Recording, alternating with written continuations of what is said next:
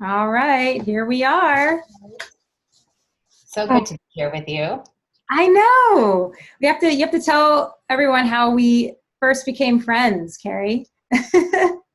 Well, Nubia and I lived in the same building on the Upper East Side on a beautiful tree-lined block. Mm, And I think we probably just saw each other in passing a couple times and said hi and were friendly. And then Patricia, Krista, the yeah. department I took over and who's a mutual friend of both of ours, put us in touch and also started up a book club at the same time. I So missed that book club. me too. It I was a still tell crazy one. stories of that book club. So here we are many years later. A Here lot we changed. are. So here we are, still in each other's lives in different ways, and we have some things in common with just I think our career trajectories. With your starting your PR business about the same time I was starting my psychotherapy practice. Yeah. So yeah, we've been in touch and we've stayed in touch over the years, and I've been so interested recently in some of your recent work, and also your book on the Survivors Club, talking about trauma and some of your own just investigation into your background, and then you know your decision to speak openly and publicly about some of your own PTSD and childhood trauma that you've kind of uncovered or recovered, remembered, I guess like we would say, recently, and kind of how it's kind of propelled you into this position of you know mental health advocate and and focusing a lot of your writing work on this topic in this area as well. Yeah, I'm really happy that we're talking about this. Well, I'm really happy that we're doing this. Our lives have been very parallel. Like I remember learning about you being a social worker and the work you were doing, and I thought you were such an amazing person to do that work. You're working with youth, I believe, before you started a Good Place Therapy, and so it's just kind of ironic that here we are now.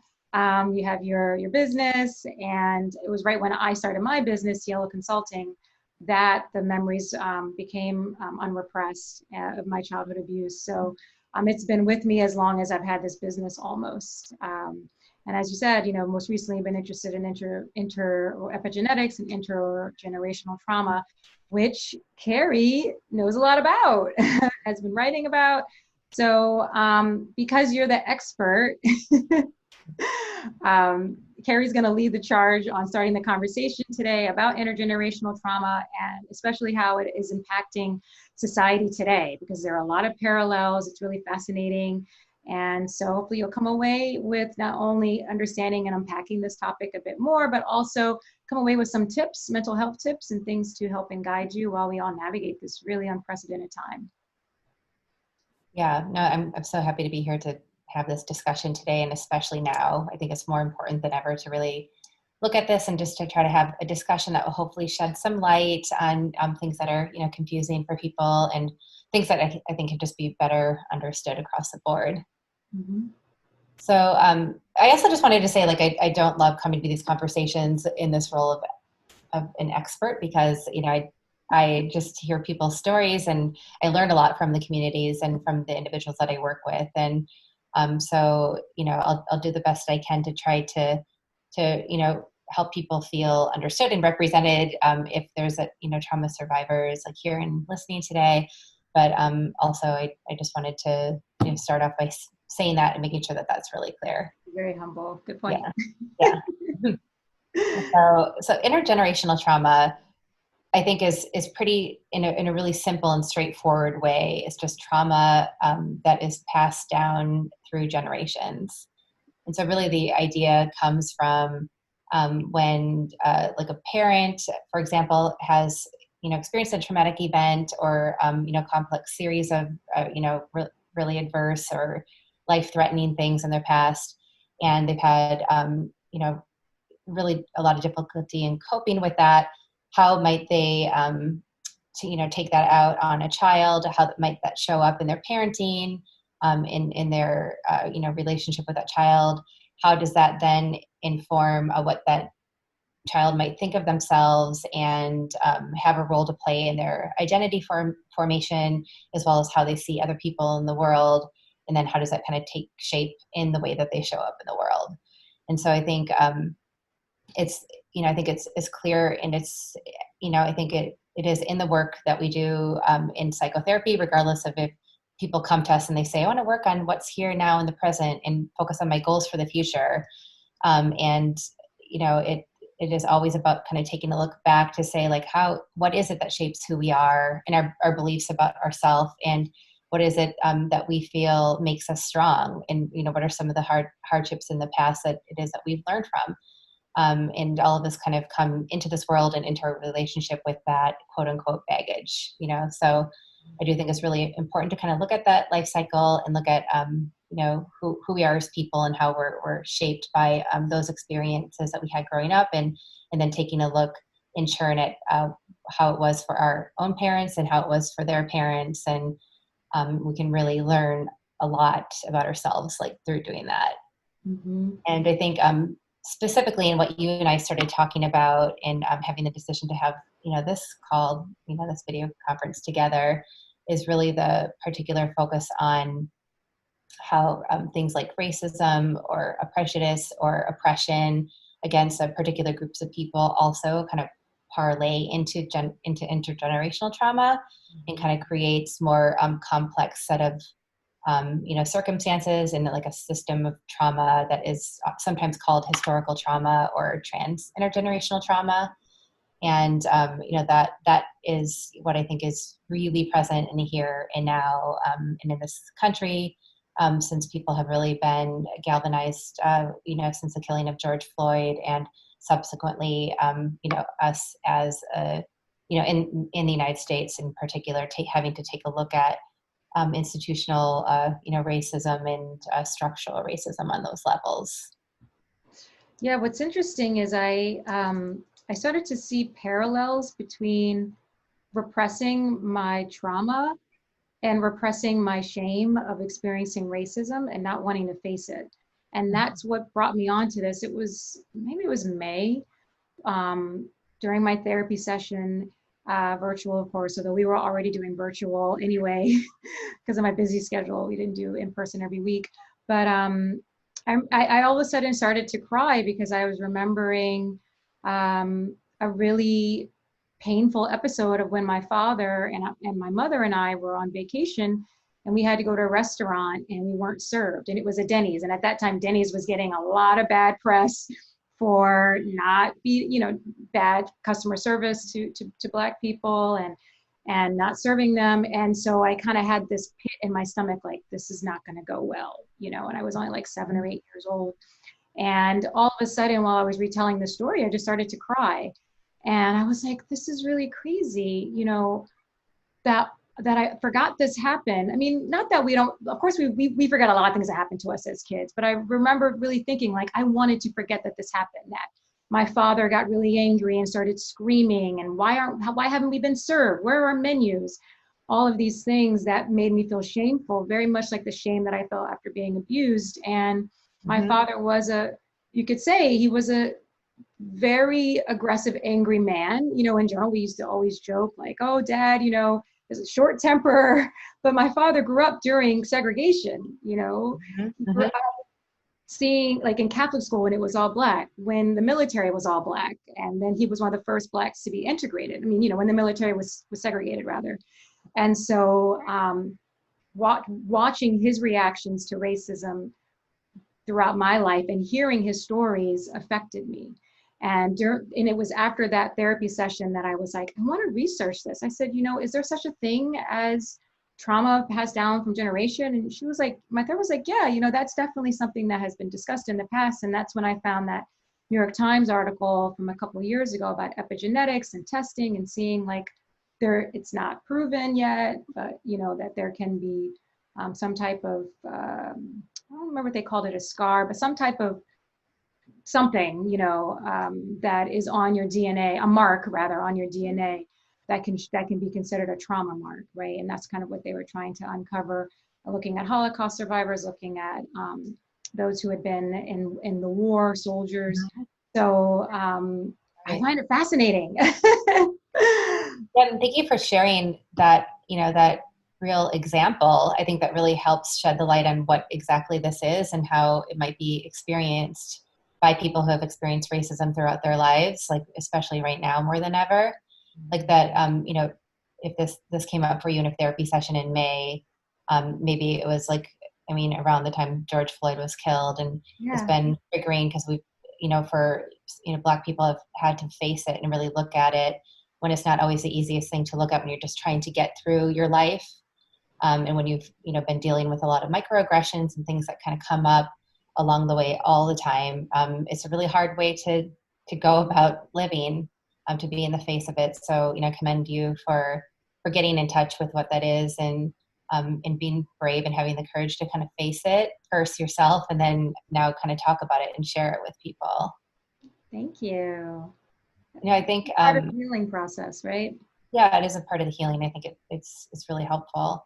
I think when the story is really powerful, and it helps to hear you talk about your emotional experience, you know, at that Denny's, and then remembering it now, and then feeling that wave of shame and and emotion and crying, just recalling the memory, and almost as if you were right there again, and almost as if you were somehow responsible for the treatment that your family was getting. You somehow were responsible for your dad's anger in response to the, you know, the racism, the lack of serving you at the restaurant, and how you as a child just took that in, and to have it mean something about yourself, and that something about yourself is like, I'm inferior, you know, I'm not, this is embarrassing, you know, this is an embarrassing situation. That could be anything that's just happening in the situation that you're feeling, but to say that you have shame in it is like, this means something bad about me, you know, as a child. And I think there's something, you know, that is really felt in that experience, and something that really needs to be acknowledged in how we understand trauma in our lives, and how we understand trauma and how it kind of takes shape in who we become as people, and also how we kind of see it, you know, collectively in society. Because really what we're going through right now, you know, which I keep calling the double, like now it's like a triple pandemic, is like a collective trauma, you know, COVID, and the resurgence of, you know, well, really seeing Black people getting killed and having video of it, and then the resulting resurgence of Black Lives Matter movement, and what, you know, what that is like kicking up for people. And you know, one of my takeaways, and kind of like a mantra that I say to myself all the time in this work, is something I learned from working, to overseeing court-involved youth and residential foster care, programs for really at-risk young people in the city. And one of the programs was a diagnostic center where young people would be placed for observation, and you know, really, and you know, lengthy assessment over a period of 30 days to determine a good level of care for them, because they were neglected, and also, you know, at risk. And how that kind of showed up wasn't, you know, them being a bunch of victims like cowering in the corner and being afraid. It was really, you know, often that was sometimes what it was, but a lot of the time it was acting out in, you know, some violent ways. And we had to, as a team, really take on a trauma-informed approach and really look at the whole, you know, picture of what happened to you, not what's wrong with you. And what happened to you is not about the young person's abuse. I mean, it's not about this young person is a bad person or out of control or whatever, or worse. I could tell you many worse things that these young people are called. But it is really a result of what happened to them, and then how it is that they cope in a way that is a survival strategy in the world with the hand that they're given. And it's not just looking at one person as if they exist in a vacuum and saying, what's wrong with you? You know, pull yourself up by your bootstraps. Which is what a lot of society does say to them, right? And it affects them. And I guess would you say that, especially the youth, they don't even realize that that is the cycle that they're in? they don't realize that's the cycle that they're in, but what they're doing is they're being adaptive, and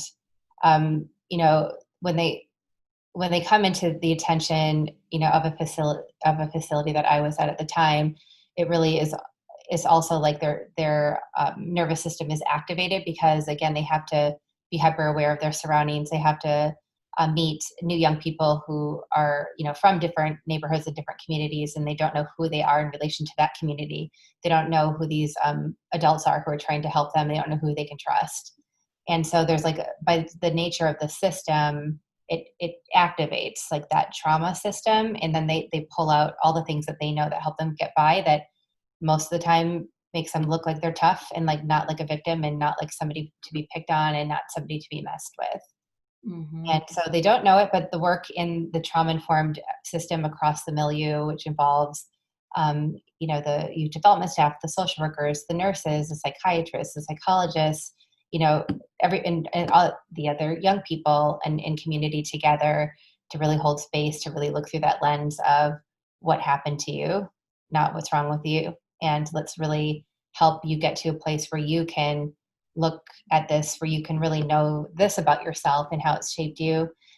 You can be able to talk about it, and by talking about it, kind of like what you're doing now, Nubia, like you can heal from it, and you can also shed the shame and other feelings that have come up that you're attaching to because you've made it about you, and you can let go of that and choose something different in the world. So it really is hard to do that when you can't guarantee safety, because you can't disarm, young people from have to protect themselves and stay safe. But what we can do is create a safe environment and help them learn trust and help them build those relationships that can be safe and loving and trusting. I like that you said that, because that's one of the things that I've learned is the importance of being seen, the importance of your trauma being seen, or just you being seen as a person. And I think that's what is missing with what's happening with police brutality, is they're not understanding the complexity of what is really happening on an emotional, psychological level. And it reminds me of hypervigilance. I've had situations before where I all of a sudden went into a panicky mode, because my brain thought that I was in danger, right? Mm-hmm. In danger of being abused. And it happened once at a birthday party, which of all places, I was not ever abused at a birthday party from what I remember, but there was a table spread that had Moana on it.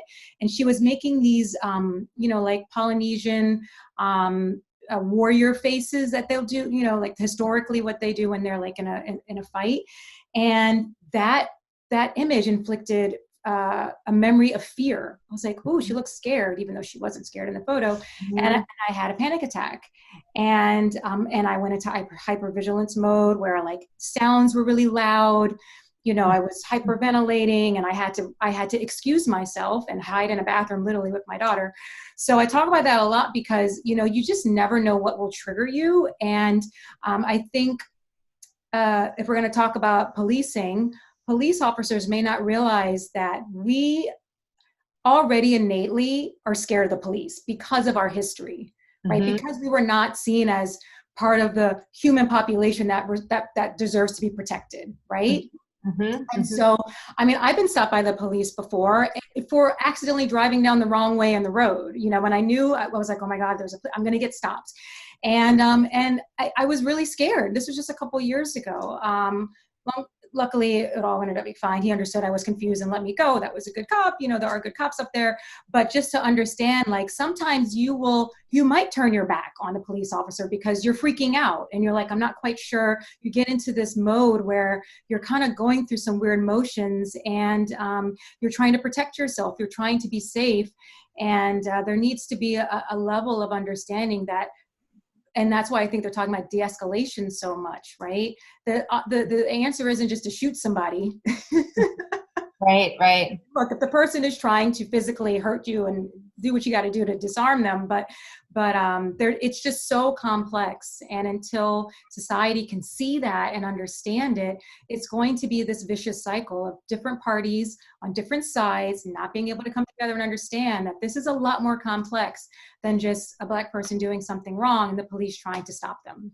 Exactly. And I love that you started with that really great example from your own life, as well as just the kind of plea to, be in the complexity of this and help people to be able to see what it is and what the difference is for Black people when faced with law enforcement from what it might be for white people. I think the hypervigilance and the scared feeling that you felt being pulled over, just not knowing what could happen, think about what that leads to people to do in terms of their fight or flight or their automatic nervous system response, which we're biologically wired to do to stay safe and to survive in this world. And that's exactly what is happening during a panic attack too. It is pretty much like the alarm system is broken because that situation at the birthday party is not actually dangerous. And in fact, your reading of the situation, without even knowing it in a very subconscious way, because your body is just responding to this cue, right, is going to be the harmful thing in the end. And the panic attack is going to be the scary thing. And it becomes like being scared, of that thing itself a little bit. But these are all things that we don't tend to know very well about ourselves. And it's a lot of the work that happens in the psychotherapy room when we're helping people understand like what is like based on the here and now, and what is just based on the fear of what happened in the future. What's based on like how you responded and how you coped and how you got to where you are today in the past that is no longer serving you. And when we're talking about these interactions between the police officers and Black people who've been killed recently, or what the Black experience might be and being pulled over, for anything, that we do need to kind of look into all of these factors. And I think it's also really helpful just to say, we have the ability to understand ourselves, like all of us do as people, and to learn how to recognize those cues in our body. And it's okay to see what feels scary, and to be able to say, because once I see what that is, then I'm in control. I'm in more control of it. I can regulate that. And we can do that for each other. We can do that with each other. I think we've seen this happens plenty of times around the country in terms of a crisis intervention, when they have teams with the police force who are dispatched, especially if they know it's a mentally ill, somebody with mental illness, where we see what it looks like to co-regulate. Like we see what it looks like for a crisis responder to be by the side of a police officer who is also scared, and to be able to say, okay, like let's just like position our bodies in a certain way that we're sending a signal to our bodies that we're okay right now, right? And we have the ability to do this work with ourselves, and to do this work in the Black community to reduce risk of being shot by the police officer, right? By how we regulate and respond. You're telling that story also like reminded me of this conversation I had with my hairdresser, and she's from Texas, and she's hilarious, and she's white, her family's white, and she said, my family has always been like a little rebellious, like we're certainly not like friends with the cops, and she's like joking about it, and then she said, but all of a sudden, like what was happening now, they're like Blue Lives Matter. Right. And so I think that's like another thing in the context of like hypervigilance, in the context of like operating on scarcity and like with our reptilian brains. There are a lot of people who feel like they need to, stand on one side or the other side, and then they're going to choose police officers. Mm-hmm. Why is it so convenient for white people to choose to stand with police officers, right? There's something about like, what can we trust in the world if we can't trust that this cop is going to keep me safe when I'm in danger? Yeah. And it's also like, it's also just like the hypervigilance and just being scared that something could happen and then they wouldn't be protected. And there's something that is kind of survivalistic, I think, in that response too.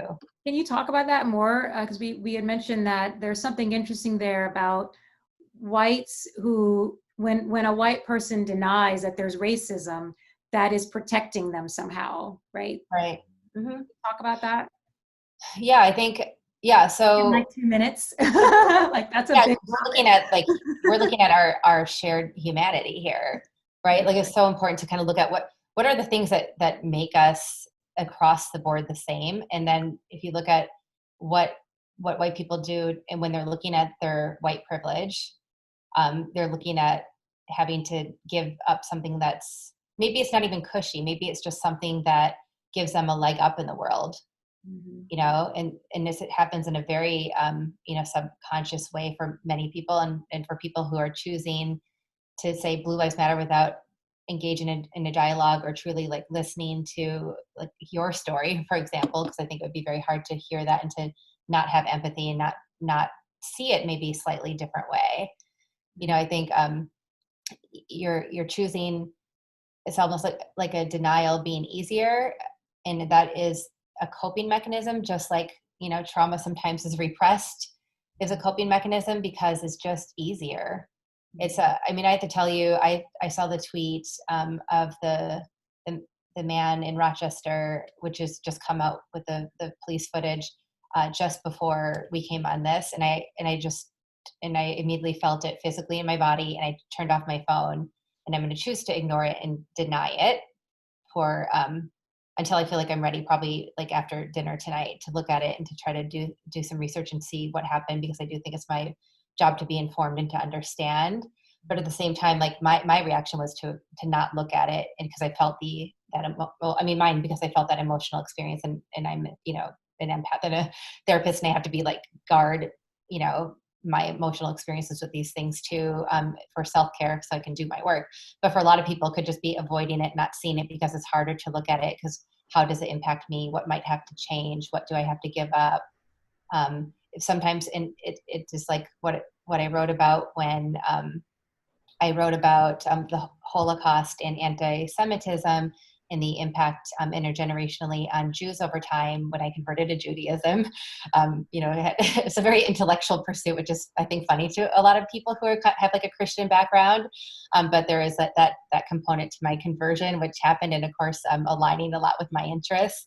But I think like we look at like, I forgot my train of thought with that. So we look at how do we kind of cope with things? Like, how does it, where are we going with that? Oh yeah, well, the Holocaust. Well, from an intergenerational trauma standpoint with coping.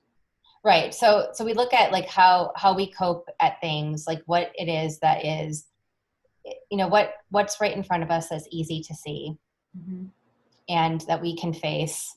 And so we'll kind of continue to look at that thing, and then what's kind of harder to see. And I think when we look at, I wanted to make a particular point about that it just slipped my mind. So I'll come back to it. Okay.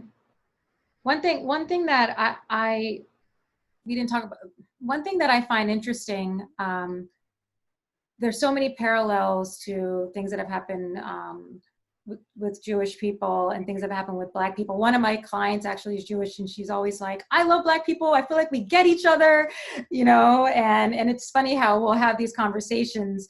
But one thing that I think is the big difference is that we can't take this off, right?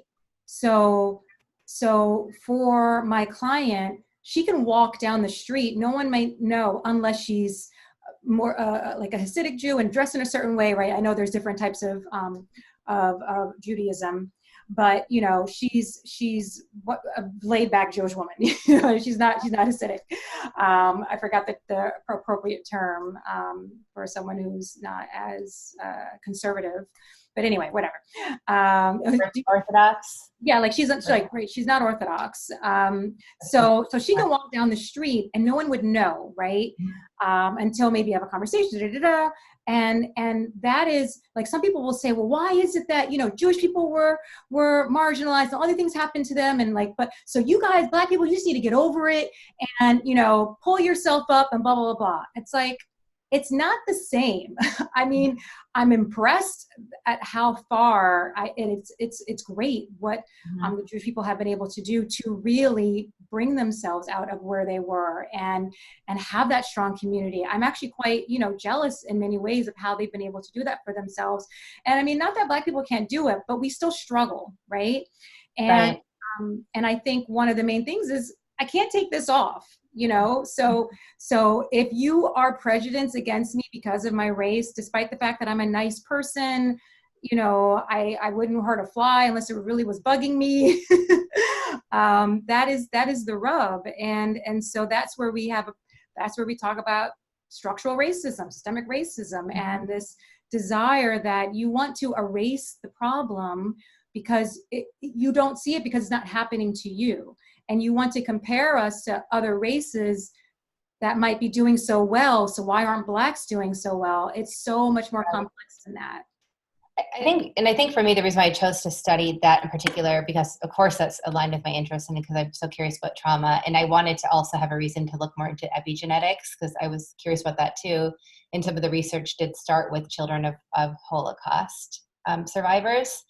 So that was some of it, but also like on a personal note, I think for me, it was really needing to have empathy and to understand, my husband and his family's experience and also the Jewish experience, because sometimes I would have not as much patience or like a little tolerance with the ways that he almost doesn't see himself as like a white man, and he is, and so there's some things where it's like, well, it's your Jewishness doesn't make you anti-racist, right? Or just having like some of those conversations. But for me, really doing a deep dive into studying the impact of the Holocaust and the impact on anti-Semitism on Jewish people, I think was really, really helpful for me in developing that empathy. But also it takes like really looking at it and then experiencing it, and also kind of experiencing it in my own body too. If we're going to be talking about like the things that we feel, the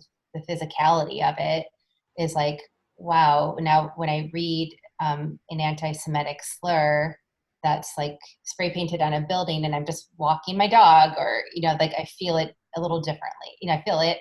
I don't know if I would feel it if I wasn't converted to Judaism or have Jewish in-laws and married to a Jewish man, but I feel it differently because all of a sudden it becomes, about me. So I think this is probably the point I was trying to make earlier. So I think like by choosing to study it and get into the shoes and understand it and have that be a part of my journey and conversion, I am dropping into it and understanding it. And I do think it takes for people to face it, which feels hard, in order to be good listeners, in order to kind of develop that empathy and that understanding.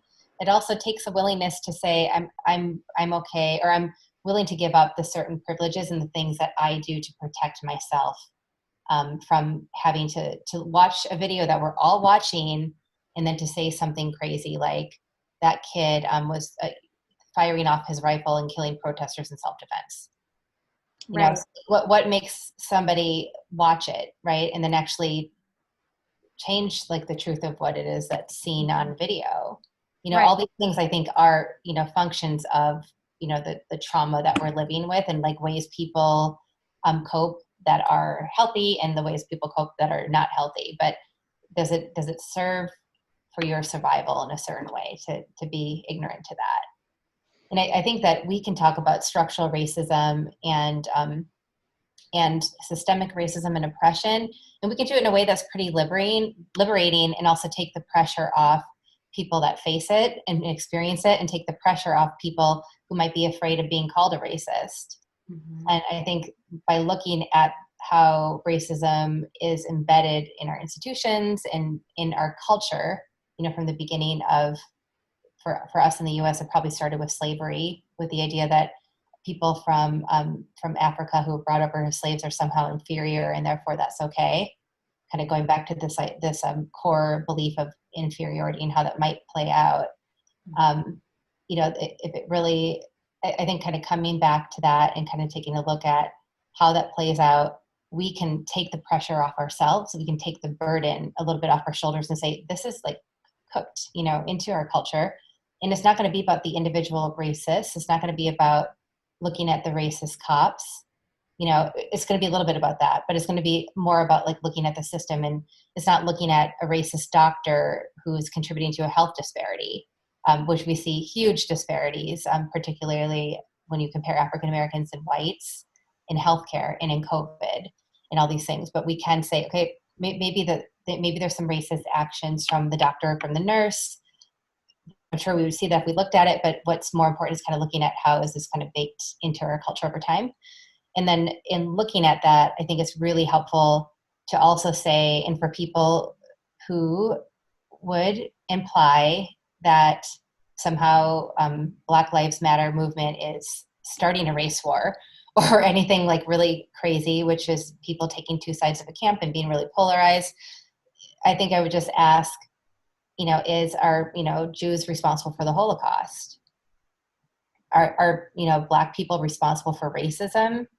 It's not Jewish people's like fight, right? But they're still having to do it and to raise awareness and to educate about the Holocaust and fund Holocaust museums, and because it could very well happen again, because we see how it happens right now, with the 45th, and it could happen again. And of course, it's up to Black people to speak up and to tell their stories, right, and to talk about trauma.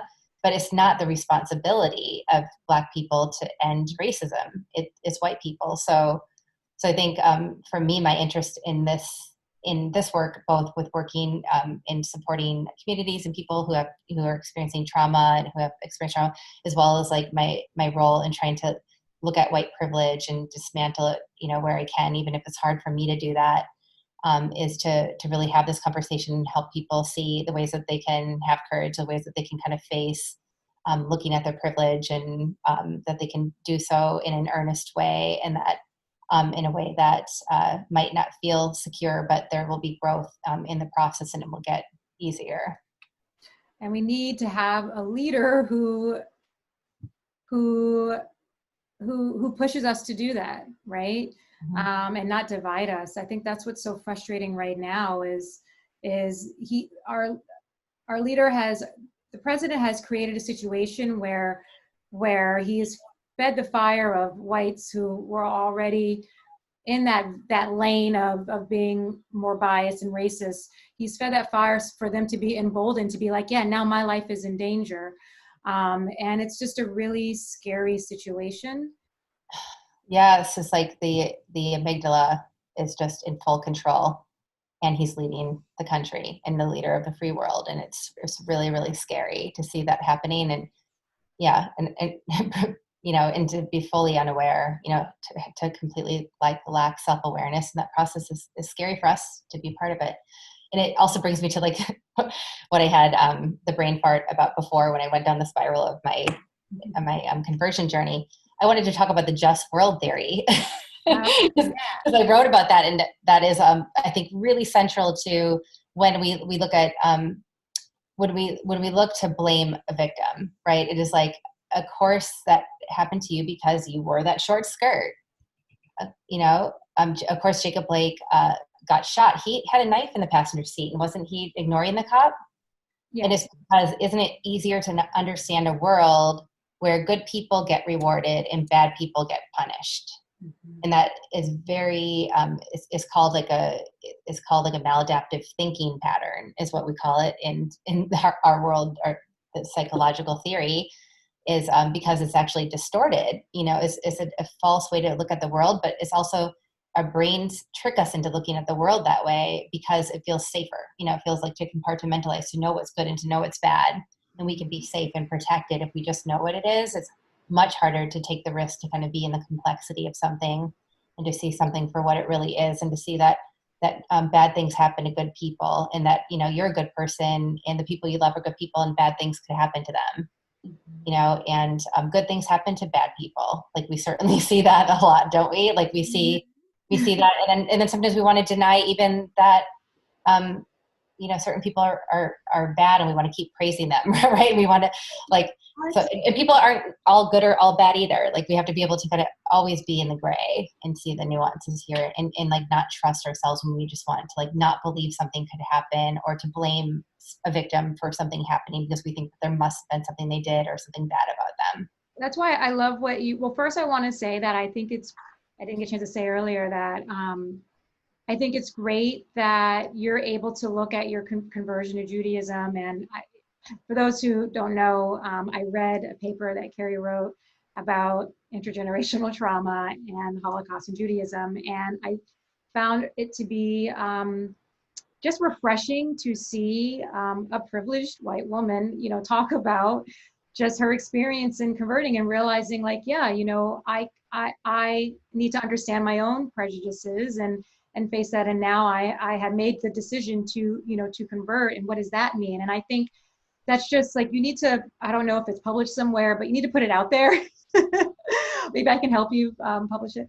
But I think that's just great. I think the more that whites can read books like White Fragility or just or even listen to that New York Times podcast show called Nice White People, and just understand the nuances and how complex the situation is.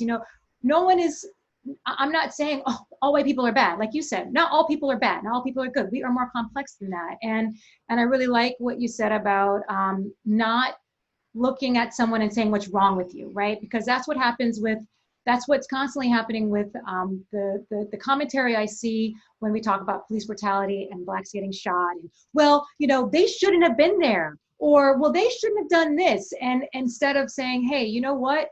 No one said that part of getting arrested means that you have the chance of being murdered, right? Being arrested shouldn't equate to being murdered, and it doesn't for whites. So why would it for Blacks? Mm-hmm. Mm-hmm. Because you think statistically Blacks commit more crimes. Well, let's unpack that a bit more. Who are the ones living below the poverty line more? Once you, and I'm not saying, like, oh my God, like all Black people are just saints. No, I'm saying like it's more complex than that. And if you look at the history of this country, we were prevented from voting. We were prevented from having jobs, like we had to struggle every step of the way to be treated like a human being. I mean, the fact that I'm not that old, my dad's still alive, and he remembers getting all of the old tattered books secondhand from the white Catholic school to the Black school because they never got anything new. How does that affect you as a person? How do you have good self-esteem? How do you think you're valuable and worth anything? And I see the parallels as a survivor of child sexual abuse. My self-worth sucked. It sucked all through until now. I mean, I'm a much better place, but feeling like you're not valuable and worthy is super damaging. Mm-hmm, mm-hmm. Yeah, and then when those messages are just like getting, just pounded into you from everywhere, how can you, it's hard to really see otherwise, and then when we talk about intergenerational trauma, a lot of it is like, maybe like the treatment from parents, but it also could just be the ideas again that you develop because who we are is like shaped so young, about the world or about yourself or other people, just based on what your parents experienced and what it is that they want you to know about the world sometimes, right? Or how they want to protect you from the world. Mm-hmm. Might be like for example, just survivalism and training young Black teenagers on how to respond when approached by a cop. For example, it's like, just think about what goes into that. I mean, I'm sure, parents could all benefit from training their children on this, but like how, what messages does that impart on a young person? It's a necessary, I think it's a necessary thing that has to be done, but also there's messages in it. Yeah, no, that's what it's, I think you hear about it more these days, they call it the talk, right? Mm-hmm. The talk that Black parents constantly have with their children, or even other parents of color, Hispanic or Asian. But, now they're saying you need, like, everybody needs to have the talk about race. Mm-hmm. At the time that the child is very small. I mean, my kids, I'm in an interracial marriage, right? So I like to think that my husband and I are a representation of how different races can love each other and be in harmony. But It's not that easy. Just the other day, my son said, well, wait, but why did you get married? Because you're Black and he's white. So I'm like, I've just spent like the past 2 or 3 years, trying to explain race and racism and all of these things. He's 5. And it's still like, he still was kind of not understanding, right? Like, but wait, you're Black and he's white. So why would you get married? Which I thought was a really, like, yesterday, Chris was like, why did he ask that? Are we we're not doing our job? Like, we're doing our, but it's just, he's trying to understand, right? We've told him that, we've talked a little bit about what was going on with the riots and the protests, more peaceful protests than rioting, at least from the BLM movement side. And, it was just a reminder that it's such a complicated topic. It's an ongoing thing. It's not like you just have a conversation once about race and then you're done, right? So yeah, it's, and sometimes you just don't know the right thing to say, it can be complicated. Right. I just finished Kendi Ibram's book, How to Be an Anti-Racist, or Ibram Kendi. In that I could talk about that book for hours, like the points I disagree with and and what I really loved and what was a good takeaway. But he talks about, because in all of his research and his work, he talks a lot about, race as a construct, completely, like we kind of make it what it is. And there is actually something in his book that I thought would be helpful to talk about today, but I noticed that we're kind of, running close to the time, but it's really just like, I guess I'll try to talk about what's interesting in his book and his take on looking at behavior specifically and how that could be racist and damaging. And he kind of equates it to looking at theories of post-traumatic stress from slavery or post-slavery traumatic stress, which I think is a helpful context. It's a helpful context to look at and understand what historical trauma might look like in Black communities in the U.S. Because we look at how slavery extended to, be about, to take place in the, in prisons and through law enforcement and through all these other inequalities that we see. But he does, make some, but what I would say to that is that we can say behavior has reasons. Like, we don't have to say that, okay, let's make excuse for individuals' behavior, right? But we can say, we can look to something and we can understand where it came from. Usually, we can seek to try to understand it, because it's one thing I do talk to my couples a lot about in therapy is like, how are we in relationship to each other and how are we responsible for each other in those ways? So he really believes that there's like a racist notion to the idea of post-traumatic slavery. And I think it's a very interesting conversation I want him to continue, writing about and to continue dialoguing about, because I think it's really important to say, well, can we talk about the ways that it has behavior and that it doesn't have to be rooted in shame, and also that people don't, we can say that when we're looking at it from a place of oppression, and we're looking at it as a place of, we have to kind of look at it and see it and understand it in order to kind of be liberated from it. And that we think that there might be vulnerabilities that are courageous when you show them and when you talk about them, and when we kind of, put it in the spotlight, then we don't have to look at it as something that is a racist construct or concept. But I think that's a good note to leave on before we go do our last section here about mental health tips, because that's something that I wanted to read more about, the notion of, we've had African Americans, Blacks have had PTSD since we arrived here, right? Hundreds of years ago, being emotionally abused, physically abused, and then socially marginalized, right? When you've experienced that for hundreds of years, that's gonna mess you up. And we've got to face it and we got to deal with it. So, I think now, because of the pandemic and because it is sort of, these things are becoming more in our face, which is good. Everything happens for a reason. There are a lot of bad things happening right now, but I think it's also forcing us to just have uncomfortable conversations and look at things in a different way. And so with that said, people are thinking about their mental health a lot more than before. So Kerrie, can you share some mental health tips, for people who may be new to thinking about their mental health, or, and wanting to know, like, how can I, I'm feeling anxious and I'm not quite sure what to do about it. I'm ready for a therapist. Right. Or maybe your advice is go to a therapist. Right. Yes. Well, that is my advice. Well, my advice is, like, if you, to make sure that you're not making the trauma about you. And when you start to kind of notice, if you're propelled to go to therapy because you have low self-worth, it might be because you're attaching to that trauma, and because you think it means something about you. And so I just say the mantra that I mentioned before, but it's not what's wrong with you, it's what happened to you, to try it on yourself, to try to see, like, how it is that you've experienced the world and how it made you stronger because of that. What is it that you learned about yourself, and what is it that you were able to grow from, and being able to look in the mirror and kind of do the work. So I would say not as simple as just going to therapy, but like the ways that therapy, in the process of therapy, can be so liberating, because it's like kind of shedding the belief about yourself that somehow you're injured or you're bad or you're wrong or you deserved, the bad things that happened. So therapy is the process to do that.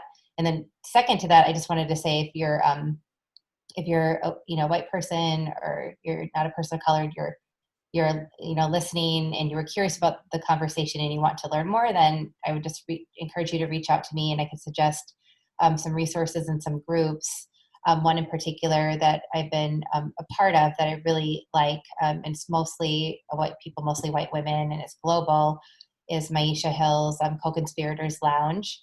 And it's a membership, and it's a community where white people have support in really examining their white privilege in a very authentic and a very vulnerable way with each other and in community. So I would recommend that. And I'd also recommend therapy is a good process for that, because I am doing that, and we're doing that at our practice with people who want to explore what that means to them, and who want to also do some work like for white people specifically around whiteness. That is also a racist thing, that white people is just like a given and we don't talk about it. So all those things, I think, finding the right therapist could be helpful. That's all really helpful. What would you suggest? You've done some amazing things. I'm really impressed with all of your work and the way that you're out there. Oh, thank you. Yeah, I just don't sleep at night. That's how I can get it all done. Also, if you hear, I don't know what my kids are doing. I think my mom is watching them. I'm not sure. So if you hear screaming, they're not being tortured. They're just playing. I tried to text her. I was like, hey, please keep it down. Anyway, so one tip is try to stay positive. I mean, I will say, in the beginning of the lockdown, the pandemic in March, I had a much more positive disposition, than I think others did, because I felt like I've been through some terrible, situations before. Like when the PTSD started and my repressed memories came out, I literally felt like the world had crashed around me, but that no one understood, and I was alone, right? That solitude was very much like a mental thing for me, not so much physical. So it's like, okay, well, I kind of already have my toolbox, right? So staying positive, writing things down. I'm a writer, but I have given that advice to those who are like, well, I'm not a writer. You don't have to be a writer to write things down and write your feelings. And it really can help you analyze and look at how you're feeling, what you might be hiding from yourself. And I use writing a lot to write down my goals and stay focused. And that's been really helpful, because, I have a business, and my business did lose a lot of clients in the beginning. And I was like, how am I going to do this? So, and my advice is also, if you are someone that thinks that you do need some type of support, that you have anxiety or you're having some challenge with mental health, look for a therapist. I mean, I would not be where I am today without the therapist. And I was seeing a therapist before I knew that I had been sexually abused, because I knew I had anxiety. So I think the whole process just helped me a lot, uncover this part of who I am. And so don't be ashamed to reach out and get help. There's no shame in it. It actually shows that you're strong. Yes, exactly. That's a really great point to end with. Mm-hmm. That there's courage in seeking help because of how hard it is to really look at it and to face it.